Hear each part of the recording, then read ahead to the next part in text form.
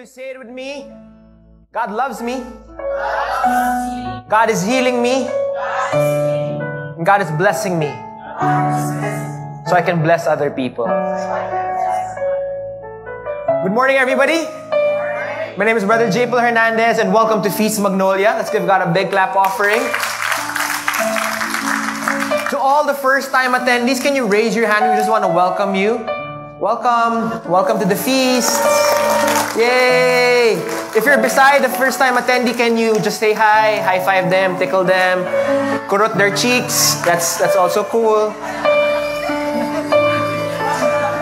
After the Holy Mass, you can kindly go to the front. We have a special gift for you.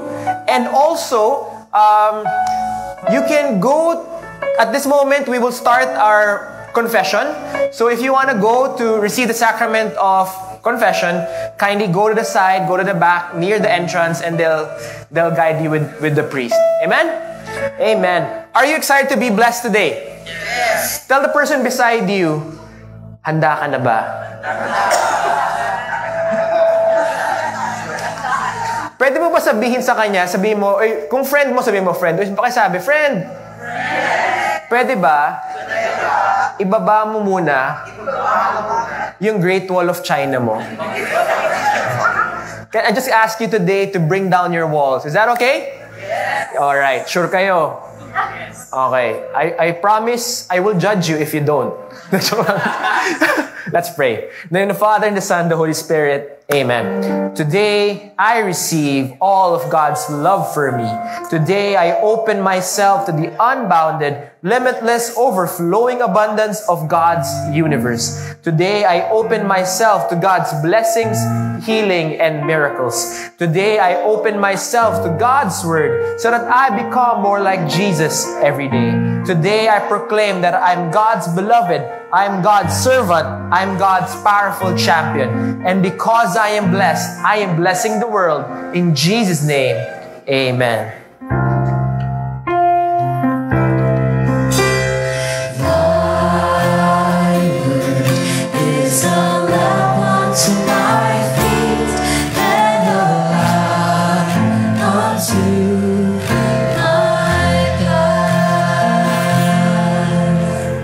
So our series now is Who Can Lead Us? A People Search for a King. In Talk 5, we start talking about the book of Samuel. And you know what is the story about Samuel? Alam mo sino yung bida sa Samuel? Si Samuel. Di ba? Just in case lang medyo na-confuse kayo. I want to preach the message, God hears the humble. Kaya ako sinimulan na, ibaba nyo muna yung walls nyo. Kasi pag mataas yung walls nyo, mahirap maging humble eh. So our verse today starts with the mom of Samuel. Her name is Hannah. O Lord of heaven's armies, if you will look upon my sorrow and answer my prayer and give me a son, then I will give him back to you. He will be yours for this entire lifetime, and it's a sign that he has been dedicated to the Lord. His hair will never be cut. The last Sunday, we talked about Samson na nagpagupit, nawala yung power, and ito yung mom niya. She was committing her son, her family to the Lord. So yun yung connection na yun. So, are you filled with sorrow, hopelessness, pain? Are you asking for an answered prayer? Then offer it all to the Lord. Kung hihingi ka lang, wag mo nang tipirin. Kurutin mo naman yung katabi mo, sabihin mo sa kanya, wag mo nang tipirin yung hingi mo. And let's pray. Jesus, give me the courage to ask bold dreams. Turuan mo ko maging makapalang muka sa'yo. Because mahal mo ko. And malakas ako sa'yo. Teach me to love you. And I offer my family in all my family issues. See you. Amen.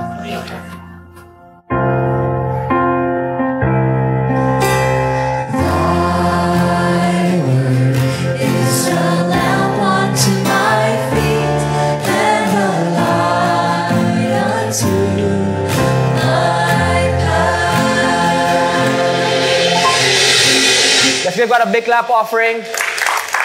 Please tell the 5 people around you, God loves your family. Thank you. And please take your seats.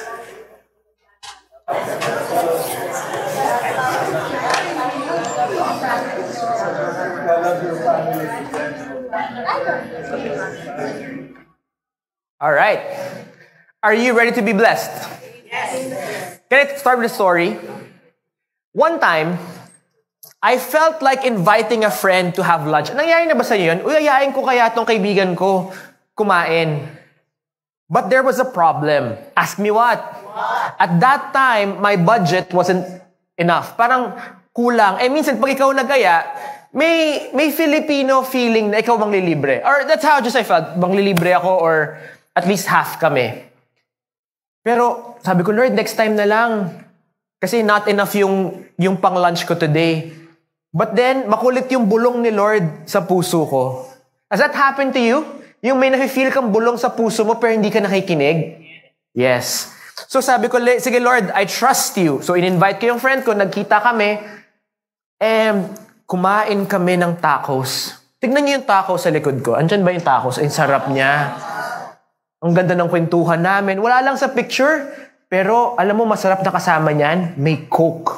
May Coke and tacos. Yung, alam mo yung alat, yung asim, tas yung cola flavor, tas yung yelo. Nung bayaran na, sabay kami naglabas ng credit card namin. Tapos nag-aaway kaming ganyan. Hindi ako magbabayad, hindi ako na. Tapos biglang tinulak niya ako. Tapos ako naman, sige, ikaw na magbayad. Yung ganyan. Binayaran niya. Nakalibreng pagkain ako. Tapos ito pa, mayroon pa siyang goodie bag. Sabi niya, uy bro, for your kids, may pasalubong pa siya na food for everyone. In the end, na-realize ko, pag nag-aya ka kumain, pwede ka makalibre. Yun yung story of the day. What I'm just saying is, sometimes you just need to listen to God's whisper. Yes? The book of Samuel will intro us again to who? Samuel. After an endless cycle of bad judges, after 12 judges, we now hear the story of a good leader emerging in Israel. His name is Samuel. And what a great way to start the story of Samuel by starting with the story of his mom. Who are the moms here? Raise your hand. Minamahal ba kayo ng mga anak nyo? Nagte-thank you ba sila? Kinikiss pa ba nila ikaw sa cheek? Hindi na. Huwag nyo silang pakainin mamaya. So it begins, the story of Samuel begins with a broken, barren woman. Can we repeat the word broken? Broken. And barren. And woman. Tatlo pala yung pinaparepeat ko. So all this is a recipe na mababang babae, si Hannah. So ganun yung, alam mo yung tension, yung drama, mababa siya. But see how God will uplift her. So this talk has 3 parts. How many? 3. God hears the humble Hannah. Ang kulit nga, worship leader natin si Hannah.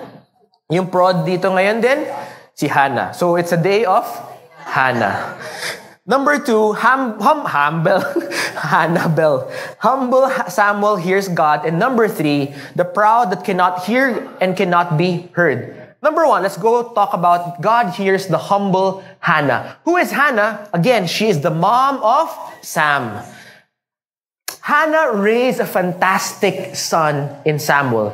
Hannah's name brings a beautiful meaning of favor. Yet she found herself feeling distant from that favor. So imagine mo, yung name na Hannah means favor, favored one. But then, bakit wala kang anak, wala kang pamilya? Parang walang blessing. Has that happened to you?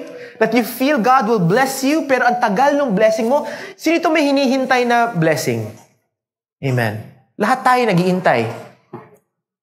So she faced the heartache of not being able to have a child. In their culture, during that time, being childless often led people to believe that it was a sign of rejection from God. So imagine mo, your name is Favor, and then wala kang anak, so ang chika ng mga tao, yung mga tambay at nagmamanicure, pedicure sa gilid, ay, pangalan niya Favor, pero hindi siya favored, wala siyang anak. Can you just imagine the psychological, tension in her subconscious? Ganon yung chika ng buhay niya. So, can you imagine how low or small she could have been feeling that parang, Lord, ano bang ginawa kong masama? Bakit hindi mo na ako mahal? Whenever, real talk, there are people here at the feast or we're outside, they ask me to pray for them to have a baby. Surprising, I meet a lot of couples who have a hard time bearing a child. Do you agree? And it breaks my heart. Because these couples that I meet, they feel as if God is not hearing their prayers. I want to tell you something. If you're beside a loved one, hold their hand. Sabihin mo sa kanya, behind every denial, or delay, or detour, God is doing something good. To make matters worse, ito nangyari next. Gusto niyo malaman? Okay, alam. Ito latest. So may asawa si Hannah. Ang pangalan niya, Elkanah. May isa pa siyang misis. Grabe, no? 2 asawa niya. Ang name ng asawa niya si Penina. So si Penina, on the other hand, maraming anak. So, anong isipin ng mga tao, yung mga kachikadora? Ay, si Penina, blessed. Ikaw, hindi blessed. Gets ba? So Penina would taunt. Ay, can you say it with me? Taunt. And make fun of her because the Lord had kept her from having children. Grabe, ganyan ang Pinoy no? Parinig sa Facebook, parang ganun. Ito parinig habang papunta ng merkado. Year after year, it was the same Penina. So, can you say it to me? Year after year. So, grabe yung suffering ni Hannah. It was the same. Penina would taunt Hannah as they went to the tabernacle. Each time, Hannah would be reduced to tears and would not even eat. Grabe tong pain. They would go to the tabernacle. What does this mean? Papunta silang simbahan, tapos doon siya sinasaktan. Doon siya ino-offend. So imagine mo, dito tayo sa feast, andito tayo lahat, pero paglabas sa'yo, sabi mo, ay, pangit ka. Just imagine that pain. Penina, alam mo, I feel Penina is Pinoy. Kasi di ba, lahat tayo may ganun kamag-anak, well-meaning, pero sa family gathering, sabihin niya, oh, iha, single ka pa rin? Tumatanda ka na, tignan mo yung mukha mo. Di ba, wala ka na sa kalendaryo. And then minsan, sitong mga tita Penina mo, lalapit sa'yo, oh, iha, wala pa kayong anak.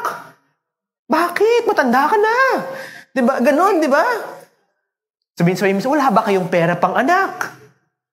Or minsan, this is really what surprises me. Friends, alam naman natin pag medyo nag-gain weight tayo. Do you agree? Ramdam mo, kita mo sa mirror, ramdam mo sa damit mo. So, pag may family reunion kayo, may tita Penina ka na kinakabahan kang makita. Kasi, alam mo naman yung truth eh. Tapos pagkita mo, paparamdam niya pa sa'yo, oh, iha, iho, tumataba ka na naman. Di ba kung pwede mo na sabihin, opo, alam ko, everyday ko pong nakikita. Di ba? Kung pwede mo lang sabihin, tita, bakit yung diabetes mo? Hindi, bakit ka gumagaling pa? Sana kunin ka na ni Lord. Hindi natin pwede sabihin yun.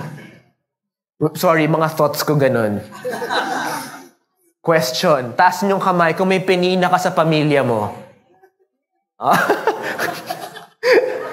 So, I don't know why God allows us to have Peninas in our family, but in my prayer, ito lang, kung may Penina ka sa pamilya, they are making you saints.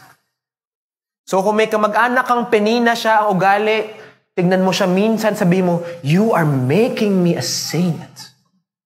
Tignan mo nga yung katabi mo. Mukha ba siya ang saint maker mo? Siya pala yung Penina mo. And sometimes there are relatives who just really hurt you. Yung mukha pa lang nila, na-imagine mo pa lang, sila na-hurt ka na. Do you know that? And they really, you know why are they a blessing to your life? Because they're so stressful, they will lead you to prayer. And that's what Hannah teaches us. That's what Hannah did. So Hannah, from the depths of her heart, cried out to the Lord and said this. Let's read again. Imagine, so ngayon, gets yun na yung psychology niyan. Namnamin natin yung verse. O Lord of heaven's armies. So imagine mo the desperation in her heart. If you will look upon my sorrow and answer my prayer, she was offering her pain, and give me a son, then I will give him back to you. He will be yours for his entire lifetime. And as a sign that he has been dedicated to the Lord, his hair will never be cut. Overwhelmed with helplessness, Hannah turns to God with a humble heart. A humble heart means, Lord, I cannot do this by myself. I need you. Humility in the Lord is asking, Lord, you are God. I am not. I need you. How can I trust you? God, in his eternal kindness, responds to the humility of Hannah, and soon after Hannah, she becomes pregnant. She names her son Samuel. Say it with me, Samuel. Alam mo ang name meaning ng Samuel? God has heard. Repeat after me. God has heard. So it means Samuel is a result of God hearing her prayers. As Samuel grows up, Hannah remains true to her promise. Bihira to sa Bible, somebody being true to her promise to the Lord.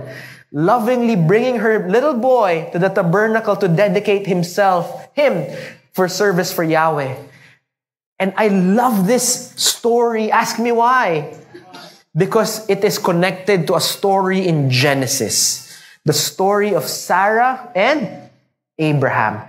Because like Hannah, Sarah was also barren and both were desperate. But their reactions were dramatically different with each other. Hannah was humble, Sarah was not. When Hannah was desperate, she took matters into God's hands. Sabi niya, Lord, hindi ko na kaya ang sakit. Can you be the one in charge? But on the other hand, when Sarah was desperate, she took matters into her own hands. She arranged for her husband, Abraham, to impregnate their servant Hagar. And what happened? It became a disaster.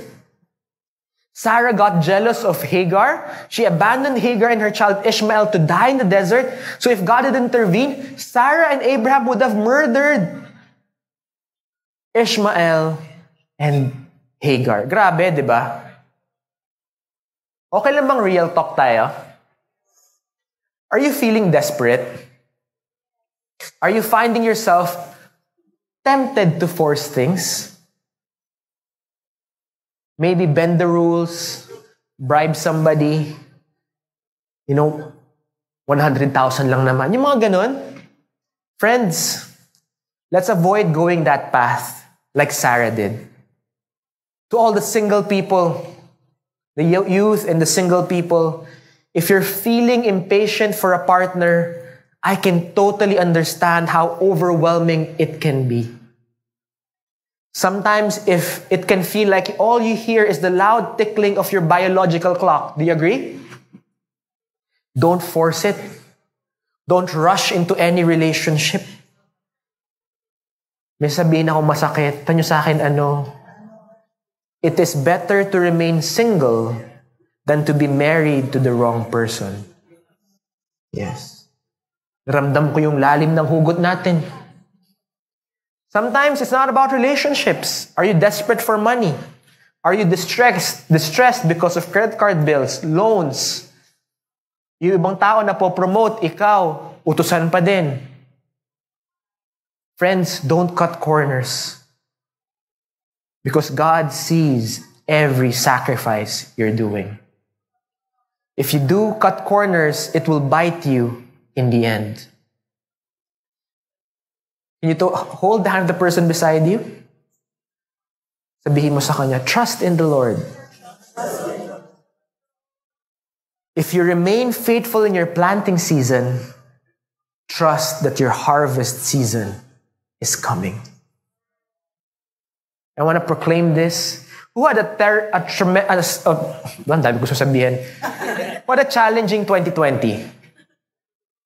Challenging 2021, 2022, 2023, 2024. What a challenging few years.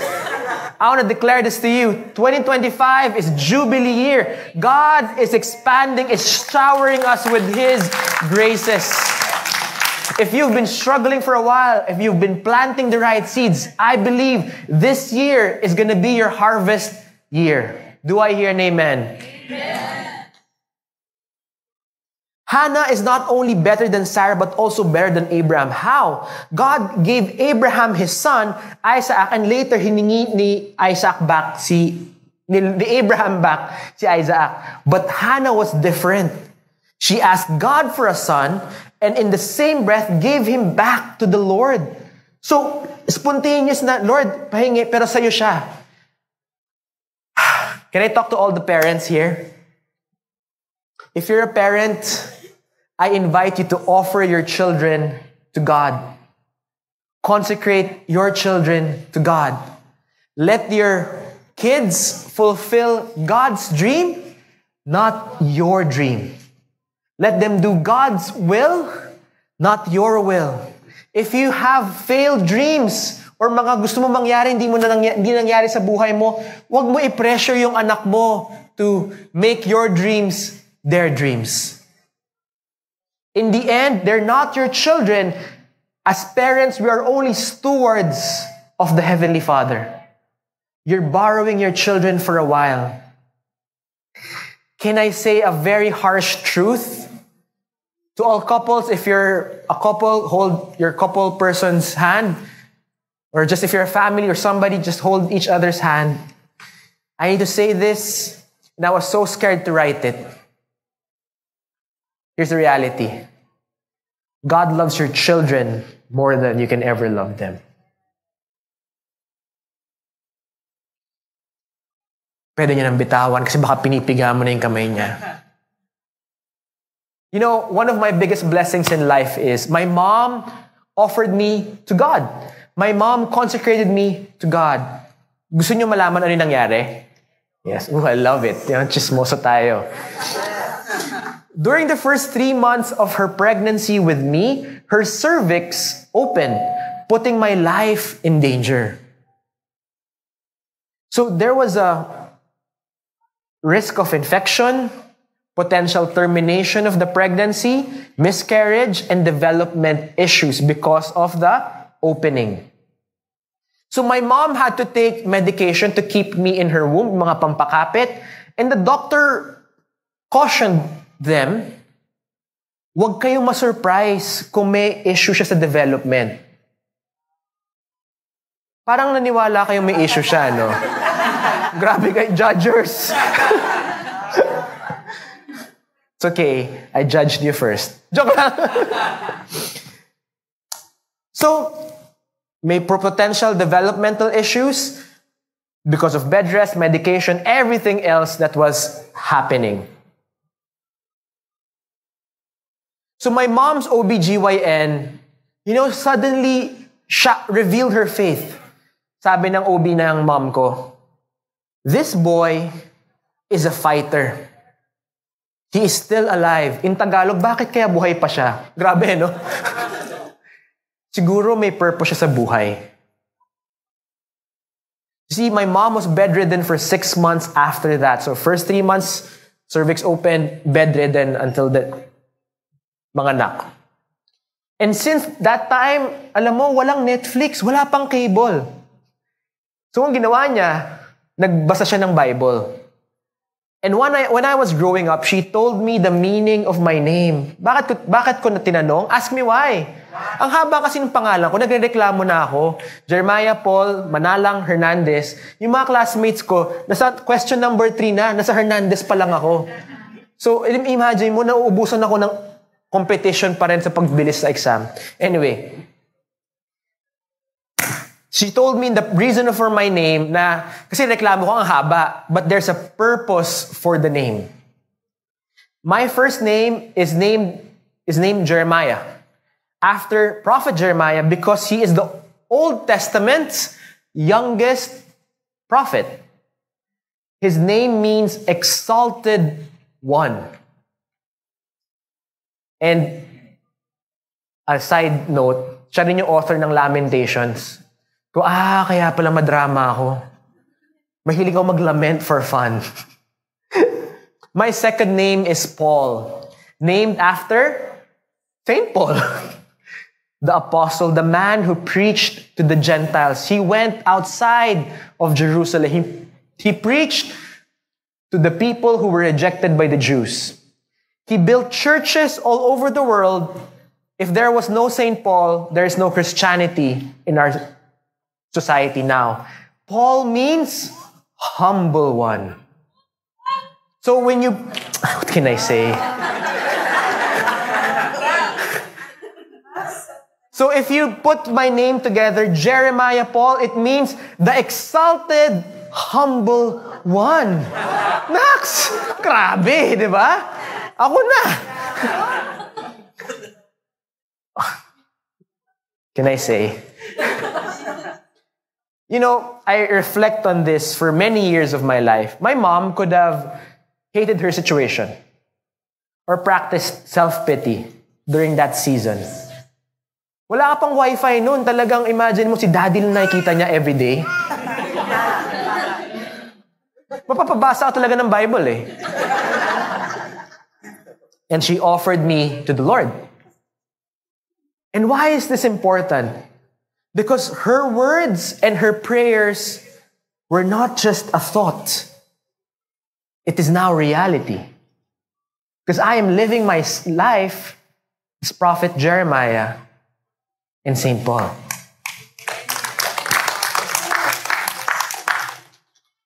Because Mom consecrated me to God. I love what Hannah did because she offered her blessing back to the Lord. Honestly, I forget that. Sometimes, pag sobra ko ng happy sa blessing, I get too attached to the blessing. I use it for my own purpose and not His. And when the blessing is taken away, I throw a tantrum. Have you ever experienced that? Or ginawa mo na yan? Sometimes, we treat the blessing more important than the blesser. But Hannah shows us a different way. What we receive from God, we should offer it back to Him. A lot of friends tell me, J. Paul, magpolitiko ka na. Kasi magaling kang chumismis, magaling kang ganito, ganyan. Dami mong skills. But then, you know what? I realized, hindi. Yung skills na meron ako, I'd offer it to build communities and bring the unchurched back to God. Because all my talents and gifts belong to God. Because of what Hannah did, God did something greater than what she could have ever imagined. Gusto niyo malaman? Samuel was chosen to change the course of Israel. Galing. From a lowly Hannah, God did great things through Samuel. To all the parents here, do you agree with me? Pag nag-succeed or achieve yung anak mo, feeling mo achievement mo yon? Yes? Ay, hindi. Okay. Yes. Pahiya ako. Grabe, pahiya ako dito. Part number 2. Humble Samuel hears God. During that time, Israel was on a downward spiral after a long line of corrupt judges. But in the middle of a chaos, God raised a new leader and his name is Samuel? Yes, Samuel. A young guy, nung bata pa siya, Samuel was assisting a known prophet. His name was Eli. Eli was a priest. And what was his power? It was listening to God. He could hear God's voice. One night, Eli, who was almost blind by now, matanda na siya, had gone to bed. The lamp of God had not yet gone out. and Samuel was sleeping in the tabernacle near the ark of God. Suddenly, the Lord called out, Samuel. Yes, Samuel replied. What is it? He got up and ran to Eli. Here I am. Did you call me? I didn't call you. Eli replied, go back to bed. So he did. So nangyari pa to 3 times. By the 3rd time, Samuel realized something. Eli was sleeping. It was God talking to him. So he told Samuel, go and lie down again. If someone calls again, say, speak, Lord. Your servant is listening. Samuel's name means God has heard, yet he now hears God. Galing, no? Here's the reality. God hears the humble, but the humble hears God.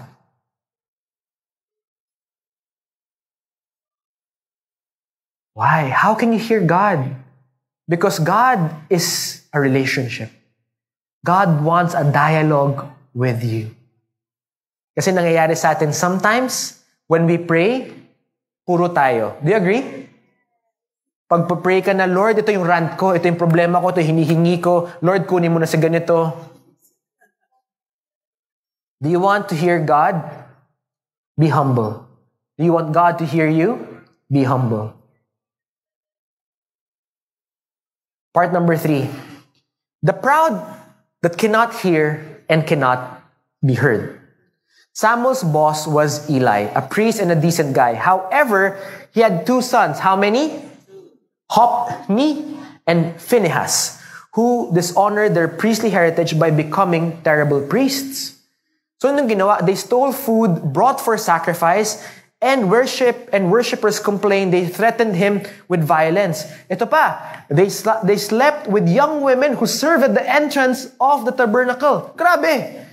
How could they do it? They're leaders of the church. They're leaders of their... So, noong time na yon, they were political leaders and spiritual leaders. Simple lang. How could they do this evil? Temptation of power. Power intoxicates. And your only defense is humility. If humility walks out, entitlement walks in. How do you know it?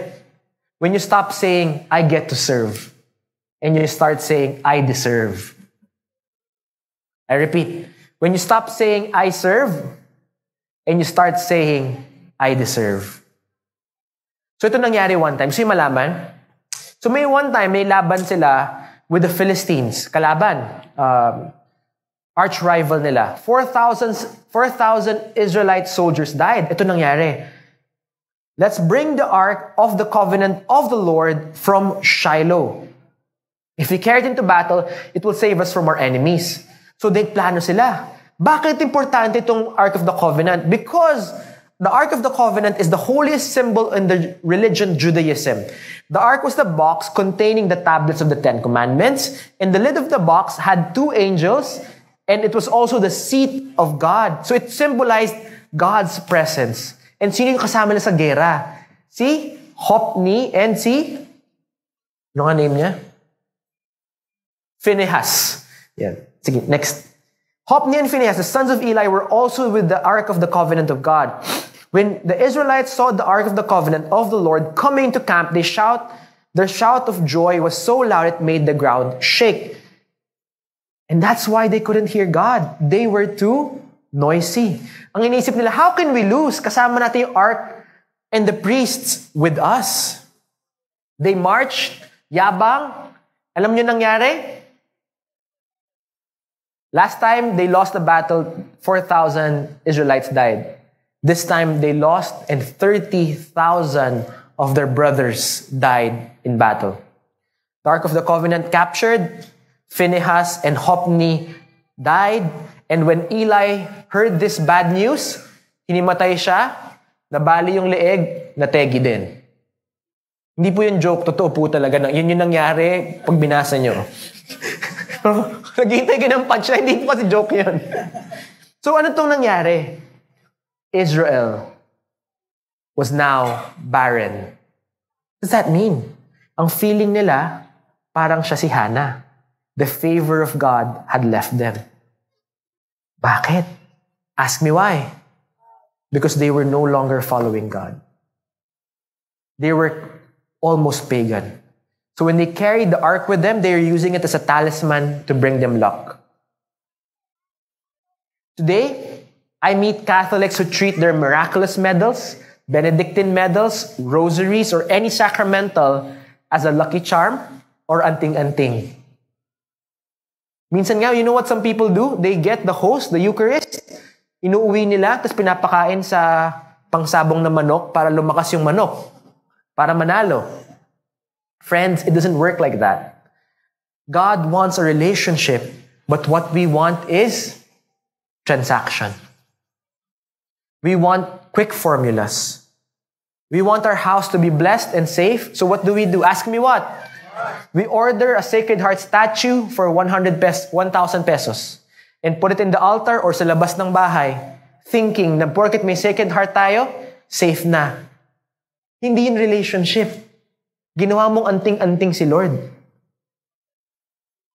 If you have the Sacred Heart, the question is this: is your heart beating with God's heart?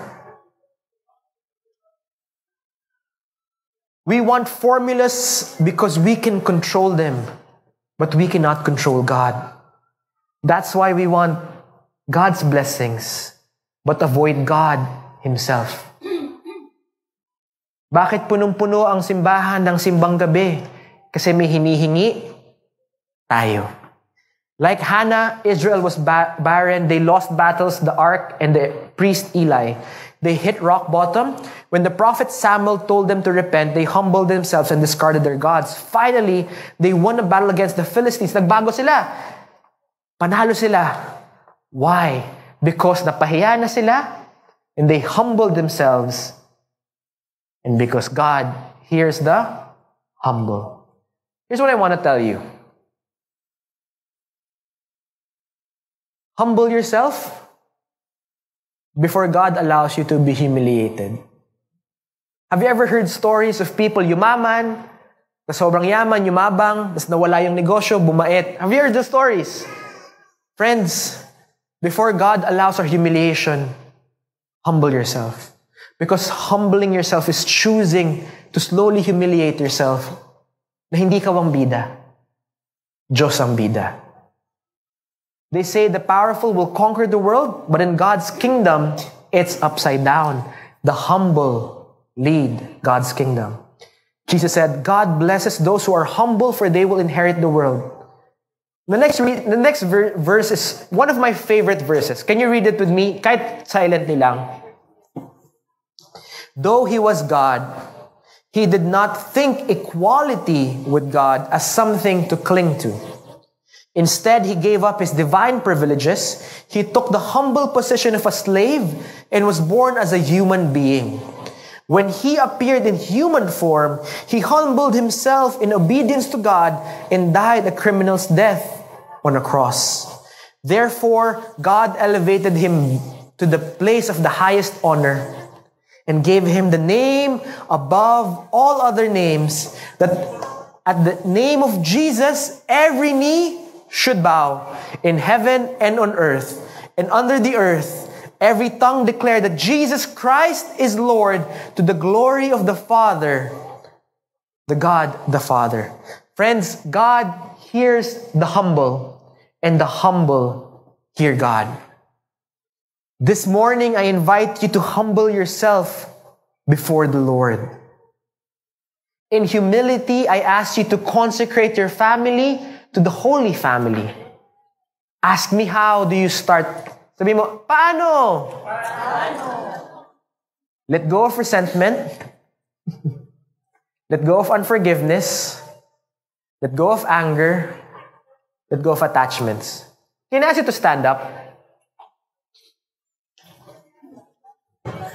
So here's the people, may servants tayo dyan. I asked them to bring their photos. And I asked some of the worship team to bring their family photos. If you have with you a photo of your family in your phone, can you just bring them out?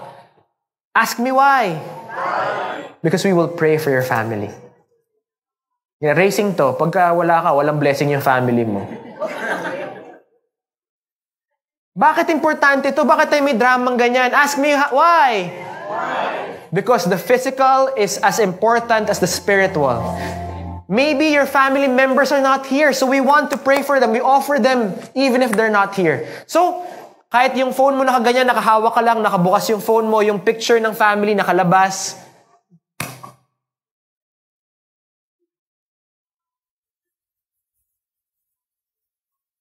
So for all the feasters here na walang kapamilyang kasama, let's pray for your family. If di na kayo nag-uusap, let's pray for your family. And sa mga bata pa dito, sa mga youth and singles, let's pray for the consecration of your future family. Sa mga may struggle sa in-laws at ancestors, at lolo at lola, pray for them too. Are you ready? If you're beside your family member, you can hold them. If you're by yourself, kung pwede bang huwag kayong mahiya, yakapin nyo yung katabi nyo, hawakan mo kamay, just let's pray for each other. Are you ready? Yeah. So if you're beside, just offer your, labas yung pictures nyo and think about your loved ones. Inhale and exhale. In the name of the Father, of the Son, the Holy Spirit, Amen. Lord Jesus, your hidden years with your Blessed Mother and Saint Joseph at Nazareth showed us the beauty of the community of life and love that the family is meant to be. If you can read with me, read sabay tayo. You taught us the value of selfless love, humble obedience, and silent sacrifice. You showed us how to sanctify the daily give and take of family life. Today, we, the members of the publicly acknowledge you, Jesus, as the true head of our family and the king of our home. We renew and ratify today, O Sacred Heart of Jesus, the vows of our baptism. We renounce Satan and resolve to follow you even more closely than before. We consecrate to you, O sorrowful and immaculate Heart of Mary, our work and our play, our sorrows, our joys, along with our interior and exterior possessions, including the value of our good actions, past, present, and future. Please magnify our humble offerings and present them to Jesus as your own. We also consecrate ourselves to you, dear Saint Joseph, head of the Holy Family. In faithful imitation of Jesus and Mary, we place ourselves and all our concerns under your care and protection. To you, after Jesus and Mary, we consecrate our bodies and souls with all their faculties, our spiritual growth, our home, and all our affairs and undertakings. This is the covenant we make with you, most holy family. We desire to live our lives in close communion with you as your consecrated children and faithful servants. We pledge to model our family after you, O holy family of Nazareth. In return, most holy family, we ask you to bless and protect us. Keep us ever faithful to this covenant. Help us to sanctify our lives and family by faithfully fulfilling the responsibility of each present moment for the glory of God and the good of others. Jesus, King of families, come and reign over our family. Mary, Queen of families, take possession of our hearts. Saint Joseph, protector of families, help us live and reflect the love of the Holy Family. Amen. Let's worship God and ask the Holy Spirit to help us in this consecration. Holy Spirit, bridge us, because we cannot do it without you. Heal my family, heal my bloodline, heal my relatives, heal, Lord, my future children, my future grandchildren. Ngayon pa lang, Lord, bless us now. Holy Spirit, come into every family in this room. Amen.